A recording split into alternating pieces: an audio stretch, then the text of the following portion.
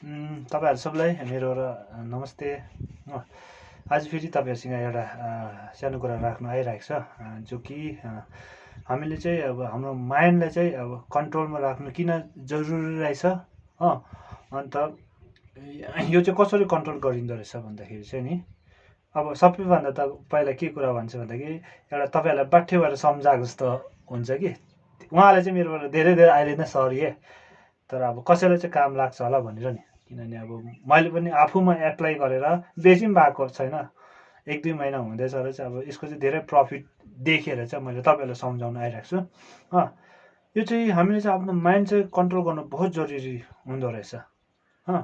किनभने चाहिँ अब कन्ट्रोल आफूले माइन्ड कन्ट्रोल गर्नु सक्यो भने चाहिँ अब आफू पनि खुसी बसिँदो रहेछ हो। अन्त आफ्नो घर परिवारदेखि र साथीहरूदेखि लिएर आफ्नो के भन्छ फ्यामिली सबै खुसी बस्दो रहेछ, खुसी राख्नु सकिँदो रहेछ होइन। आफू खुसी छ भने त अभियसली आफ्नो परिवार आफ्नो छिमेकीहरू त आफै खुसी हुन्छ नि होइन। अब यसको लागि चाहिँ के गर्नु पर्दो रहेछ भन्दाखेरि चाहिँ सबैभन्दा चाहिँ आफ्नो माइन्डलाई कन्ट्रोल गर्न सक्नुपर्ने छ। आफ्नो माइन्डलाई कन्ट्रोल गर्न सकेन भने चाहिँ आफू नै कन्ट्रोलमा बसिँदैन रहेछ। त्यसो हुँदा चाहिँ आफू एक नम्बरमा त आफू दुःखी हिँड्दो रहेछ। आफू दुःखी भएपछि घर परिवारदेखि लिएर सबै दुःखी हुँदो रहेछ आफूसँग। अनि त्यसो गर्दा चाहिँ बिस्तारै बिस्तारै त्यो रिलेसनहरू सबै अब टुट्दै जाँदो रहेछ क्या। अन्त यही कुरा चाहिँ तपाईँहरूलाई सम्झाउनु आइरहेको छु। यसको लागि चाहिँ तपाईँहरूले चाहिँ अब आफ्नो दिमागलाई अलिक शान्ति राख्नुपर्ने रहेछ, आफ्नो माइन्डलाई कन्ट्रोल गर्नुपर्ने रहेछ। त्यसो गर्दाखेरि साह्रो पर्छ। अब त हामीलाई चाहिँ अब झट्टै रिएक्सन गरिन्छ नि, खास गरेर हामी नेपाली मान्छेहरू हाम्रो खुन अलिक गरम हुन्छ क्या। त्यसो होइन छ, आफू रिएक्सन नगर्नुपर्ने रहेछ होइन। अब यसको लागि चाहिँ अब के गर्नु पर्दो रहेछ भन्दा यो किताबमा मैले पढेको थिएँ। आफूले चाहिँ एक टाइममा चाहिँ एउटै कुरामा मात्रै ध्यान दिनुपर्ने। जस्तै जे कुरा काम गरिँदैछ नि त्यसमै मात्रै काम ध्यान दिनुपर्ने रहेछ। जस्तै अब सपोज इक्जाम्पलको लागि एउटा किचनमा खाना बनाउँदैछौँ भने चाहिँ अब खानै मात्रै बनाउनु पर्छ, त्यहाँ फोनमा नबोल्नु पर्ने रहेछ, गीतहरू सुनिनहोस् भने। त्यसो गर्दा चाहिँ खाना अझ मिठो हुँदो रहेछ, टेस्टी बनाएर गइँदो रहेछ, अझै मिठो हुन्छ रहेछ, टेस्टी। त्यसरी अब मैले नर्मल उदाहरण नि, अब एक टाइममा चाहिँ अब आफ्नो माइन्डले चाहिँ एउटै चिजमा मात्रै फोकस दिनु रहेछ। जस्तै अब अरू पनि कहीँ साह्रो उदाहरणहरू छ, अब लामो हुन्छ भिडियो के। अन्त अर्को के गर्नुपर्दो रहेछ भन्दाखेरि चाहिँ तपाईँहरूलाई एउटा बिहान उठेर तपाईँहरू अलिकति मेडिटेसन भन्ने चाहिँ गर्नुपर्ने रहेछ। 10 मिनट आफ्नो लागि टाइम निकाल्नुहोस्। सक्यो भने त अब 2 खेप 3 खेप गर्दा भयो आफ्नो दिनभरमा होइन। तर अब बिहान अब तपाईँहरू चाहिँ 10 मिनट आफूलाई चाहिँ एकदम मेडिटेसन गर्नु सक्नुभयो भने चाहिँ अब तपाईँहरूले चाहिँ डेली आफूलाई इम्प्रुभ गरेर लानु सक्नुहुन्छ। आफ्नो माइन्डलाई आफ्नो दिमागलाई एकदम कन्ट्रोल गरेपछि आफ्नो शरीरलाई आफूले जस्तो प्रकारले आफ्नो दिमागले अडायो त्यस्तै प्रकारले गर्नु सकिन्छ।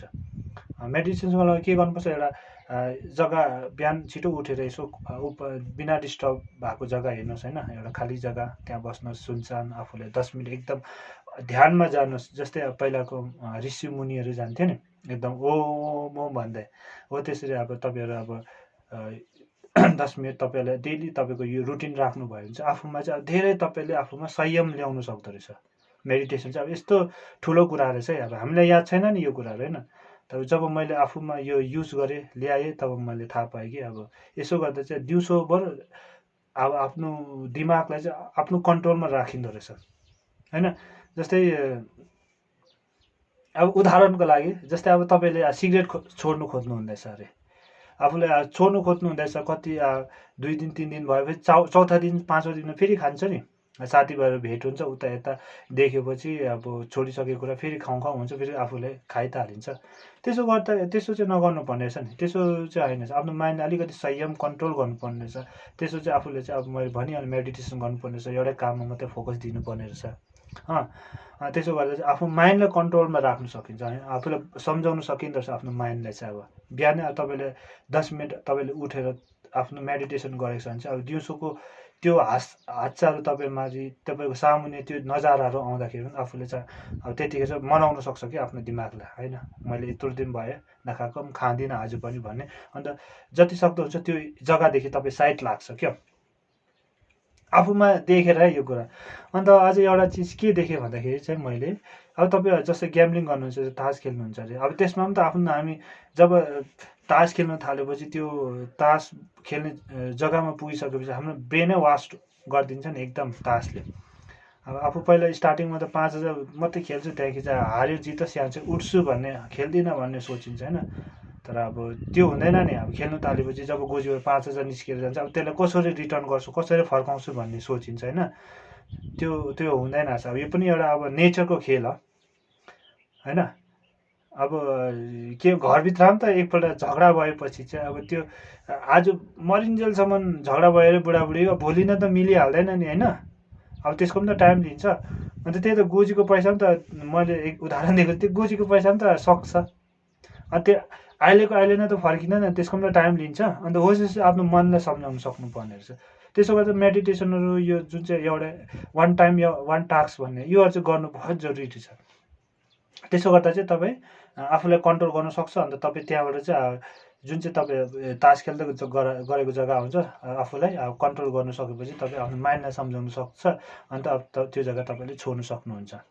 यहाँ उठेर जान्छ होइन, आज मेरो दिन छैन रहेछ, अब भोलि खेल्छु, पर्सि भोलिमा हाल्यो भने पर्सि त आउँछ भन्ने त्यस्तो सोचाइहरू आउँछ। प्लानिङ जुन हामीले गरिन्छ बिहानै उठेर, त्यो प्लानिङको अनुसार चल्न सकिन्छ। अन्त चाहिँ जरुरी लाग्यो मलाई यो आफ्नो बिहानको हाम्रो यो अलिकति रुटिन मेडिटेसनको। अन्त अर्को हाम्रो एक टाइममा चाहिँ एउटा मात्रै काम गर्ने, एउटै मात्रै टास्क गर्ने, यो भेरी भेरी इम्पोर्टेन्ट लाग्यो मलाई चाहिँ। अन्त चाहिँ तपाईँहरूलाई सम्झाउनु आएको हो।